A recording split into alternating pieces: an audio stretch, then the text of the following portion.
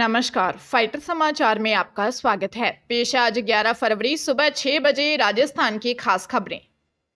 प्रधानमंत्री नरेंद्र मोदी ने परीक्षा पे चर्चा की। इस दौरान पीएम मोदी ने बच्चों के कई सवालों के जवाब भी दिए और उनके साथ मस्ती मजाक करके उन्हें तनाव कम करने के मंत्र भी बताए।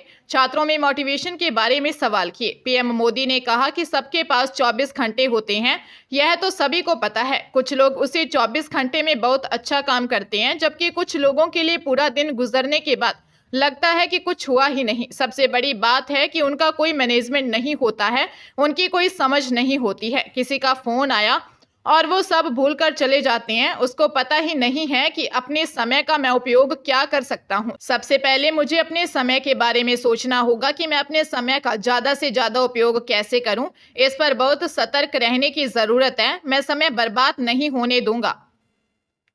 जयपुर में 2 कारों की आमने सामने की टक्कर में मां और 2 बेटियों की मौत हो गई, जबकि 3 लोग घायल हैं। हादसा चोमू रैनवाल स्टेट हाईवे पर हुआ। जानकारी के अनुसार किशनगढ़ रैनवाल पंचायत समिति के ग्राम पंचायत मलिकपुर के बाबूलाल यादव अपने परिवार के साथ निकले थे। ये लोग कार से हरमाड़ा के दादर बावड़ी स्थित जगजीवन महाराज के यहाँ जा रहे थे। इस दौरान हरसौली ईंट भट्टों के पास सामने से आ रही इनोवा कार से जबरदस्त भिड़ंत हो गई।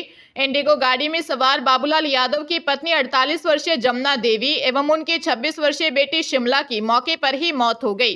कार में सवार बाबूलाल यादव, उनका बेटा सुनील और 2 बेटियां राजू व लक्ष्मी घायल हो गए। इलाज के दौरान 20 वर्षीय लक्ष्मी ने भी दम तोड़ दिया। घायल बाबूलाल, सुनील और राजू को हॉस्पिटल में भर्ती करवाया गया है। यहाँ पर बाबूलाल और सुनील की हालत गंभीर बताई जा रही है। बांग्लादेश में हिंदुओं पर अत्याचार के मुद्दे पर राजस्थान में बयानबाजी शुरू हो गई है। दरअसल पूर्व सीएम अशोक गहलोत ने हिंदुओं पर अत्याचार व मंदिर तोड़े जाने को लेकर केंद्र की चुप्पी पर सवाल उठाया, जिस पर भाजपा प्रदेश अध्यक्ष मदन राठौर ने गहलोत पर पलटवार करते हुए कहा कि दिल्ली चुनावों में हार के बाद कांग्रेस नेताओं को फिर हिंदू याद आने लगे, जबकि चुनावों में तुष्टीकरण के चलते धर्म विशेष को खुश करने के लिए इतने दिन किसी भी कांग्रेस नेता के मुंह से बांग्लादेश हिंसा पर एक शब्द नहीं निकला। गहलोत ने सोशल मीडिया पोस्ट में कहा, बांग्लादेश में तख्ता पलट के बाद से हुई हिंसा में 23 हिंदुओं की हत्या हो चुकी है। 152 मंदिरों में तोड़फोड़ की जा चुकी है। यह दुर्भाग्यपूर्ण है। भारत सरकार को बांग्लादेश में हिंदुओं पर हो रहे अत्याचारों पर लगाम लगाने के लिए कूटनीतिक कदम उठाने चाहिए। दिल्ली विधानसभा चुनाव में मिली हार के बाद सत्ता से बाहर हुई आम आदमी पार्टी के सुप्रीमो अरविंद केजरीवाल ने पंजाब के विधायकों की मीटिंग बुला ली है। यह मीटिंग दिल्ली में सुबह 11 बजे कपूरथला भवन में होगी। इसमें सीएम भगवंत मान के साथ उनके सारे मंत्री भी मौजूद रहेंगे। माना जा रहा है कि इसी वजह से पंजाब सरकार की 10 फरवरी यानी कल होने वाली मीटिंग टाल दी गई थी। रविवार देर शाम इसकी सूचना जारी की गई। अब यह मीटिंग 13 फरवरी को दोपहर 12 बजे चंडीगढ़ में होगी। इससे पहले भी कैबिनेट मीटिंग का 5 फरवरी का शेड्यूल बदला जा चुका है। यह मीटिंग ऐसे वक्त में बुलाई गई है जब पंजाब कांग्रेस के नेता प्रताप सिंह बाजवा ने दावा किया कि आपके 30 विधायक हमारे संपर्क में हैं। इसके अलावा उन्होंने ये आरोप भी लगाया कि दिल्ली में हारने के बाद अरविंद केजरीवाल पंजाब के सीएम बनना चाहते हैं। इस बार सीबीएसई ने सीसीटीवी नहीं तो परीक्षा सेंटर नहीं फॉर्मूले पर काम किया है। यानी पिछले साल तो कई स्कूलों को बिना सीसीटीवी सेंटर दिया गया था, मगर इस बार उन्हीं में बोर्ड परीक्षा केंद्र बनाया है जिनमें सीसीटीवी कैमरे की सुविधा है। यानी परीक्षा तभी होगी जब सीसीटीवी कैमरा लगा होगा। परीक्षाओं को लेकर सीबीएसई ने गाइडलाइन जारी कर दी है। दरअसल सीबीएसई की 10वीं और 12वीं की परीक्षाएं 15 फरवरी से शुरू होंगी। इसके लिए जिले में 25 परीक्षा केंद्र बनाए गए हैं। इस बार 10वीं की परीक्षा में 8000 और 12वीं की परीक्षा में 6000 विद्यार्थी शामिल होंगे। परीक्षा की तैयारी पूरी कर ली गई है। प्रवेश पत्र जारी कर दिए गए हैं। सीबीएसई बोर्ड ने परीक्षा पास करने के लिए निर्धारित मानदंड में कोई बदलाव नहीं किया है। केंद्रीय जांच एजेंसी यानी एनआईए ने कुख्यात गैंगस्टर लॉरेंस बिश्नोई के भाई अनमोल बिश्नोई और अन्य कुछ शूटरों के खिलाफ नया डॉजियर अमेरिकी एजेंसियों को भेजा है। उक्त डॉजियर में प्रमुख तौर पर एनआईए ने पंजाब सिंगर सिद्धू मूसेवाला की हत्या और बॉलीवुड एक्टर सलमान खान के घर पर फायरिंग का मामला रखा गया है। अमेरिका में भारतीय मूल के एफबीआई चीफ बने कश पटेल के बाद ये पहला मौका है जिसमें भारत ने अमेरिका को कोई ऐसा दस्तावेज भेजा हो जिसमें किसी गैंगस्टर का जिक्र है। ऐसे में उम्मीद है कि अनमोल बिश्नोई को भारत लाए जाने में मदद मिलेगी। बता दें कि अमेरिका द्वारा बीते दिनों 104 भारतीयों को डिपोर्ट किया गया था। अब भारतीय अनमोल बिश्नोई को डिपोर्ट करने की बातचीत की तैयारी में है। मिली जानकारी के अनुसार गैंगस्टर अनमोल बिश्नोई तब अमेरिका भागा था जब उसने पंजाबी सिंगर सिद्धू मूसेवाला की हत्या करवाई थी। जोधपुर जिला क्रिकेट एसोसिएशन की कार्यकारिणी में कई दिन से चल रहा विवाद पुलिस स्टेशन पहुंच गया। डीसीए के पूर्व सचिव सुखदेव सिंह देवल व पूर्व संयुक्त सचिव श्रवण प्रजापत पर 16,42,000 रुपए गबन का आरोप लगाया है। शास्त्री नगर पुलिस के अनुसार एडहॉक कमेटी के संयोजक अरिष्ट सिंघवी ने डीसीए सचिव सुखदेव सिंह देवल और पूर्व संयुक्त सचिव श्रवण प्रजापत के खिलाफ गबन का आरोप लगाकर एफआईआर दर्ज कराई है। आरोप है कि 30 मई 2024 को डीसीए कार्यकारिणी के चुनाव करवाए गए थे। 20 जून को कार्यकारिणी का गठन किया गया था। जालोरी गेट स्थित एसबीआई में डीसीए का बैंक खाता है। आरोप है कि डीसीए सचिव सुखदेव सिंह देवल व पूर्व संयुक्त सचिव श्रवण प्रजापत के हस्ताक्षर से बैंक खाते से 16,42,000 निकाल लिए। इस संबंध में उन्होंने डीसीए की मैनेजमेंट कमेटी से अनुमोदन भी नहीं करवाया।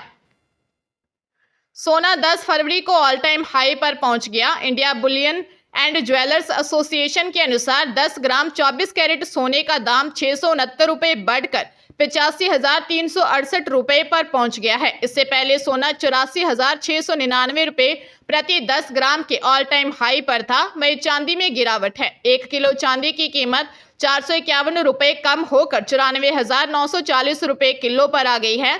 इससे पहले चांदी का भाव 95,391 रुपए किलो था। चांदी ने 23 अक्टूबर 2024 को अपना ऑल टाइम हाई बनाया था, तब ये 99,151 रुपए प्रति किलो पर पहुंच गई थी। 1 जनवरी से अब तक सोना 9,206 रुपए महंगा और इस साल यानी 1 जनवरी से अब तक 10 ग्राम 24 कैरेट सोने का दाम 76,162 रुपए से 9,206 रुपए बढ़कर 85,368 रुपए पर पहुंच गया है।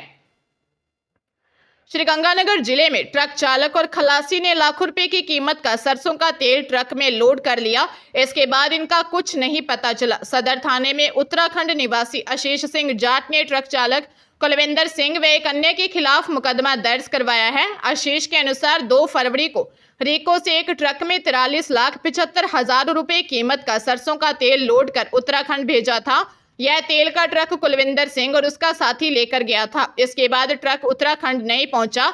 चालक से संपर्क करने के लिए काफी प्रयास किए गए, लेकिन उससे कोई बात नहीं हो पाई। पुलिस ने बताया कि आशीष की रिपोर्ट के आधार पर कुलविंदर और उसके साथी पर मुकदमा दर्ज कर ट्रक और आरोपियों की तलाश शुरू कर दी है।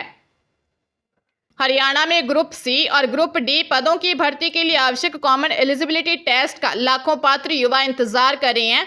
हरियाणा सरकार और कर्मचारी चयन आयोग अभी तक सीईटी की तारीख तय नहीं कर पाया है, लेकिन हिसार जिला उपायुक्त की तरफ से अफसरों को भेजे गए एक वायरल लेटर में सीईटी अप्रैल में संभावित लिखा हुआ है। उपायुक्त की तरफ से भेजे गए इस पत्र में लिखा है कि ग्रुप सी एवं डी पदों के लिए सीईटी 2025 के आयोजन के लिए परीक्षा संबंधी मुद्दों और लिखित परीक्षा केंद्रों की क्षमता के संबंध में बैठक। इस विषय के बारे में साधुराम जाखड़ सदस्य हरियाणा कर्मचारी आयोग की अध्यक्षता में सामान्य पात्रता परीक्षा 2025 पद ग्रुप सी और ग्रुप डी के संबंध में कराला उपायुक्त में बैठक का आयोजन किया गया। इससे पहले हरियाणा सीएम नायब सिंह सैनी सरकार की ओर से हाईकोर्ट में यह दावा किया गया था कि दिसंबर 2024 में सीईटी करवा दिया जाएगा।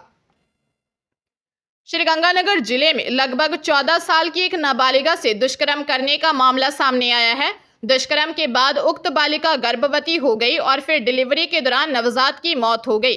लालगढ़ थाना अधिकारी संजय सिंह ने बताया कि 14 वर्षीय नाबालिगा ने बयानों में अज्ञात के खिलाफ मुकदमा दर्ज करवाया है। पीड़िता के अनुसार गर्मियों की छुट्टियों में लालगढ़ के निकट एक गांव में रहने वाली मौसी के पास गई थी।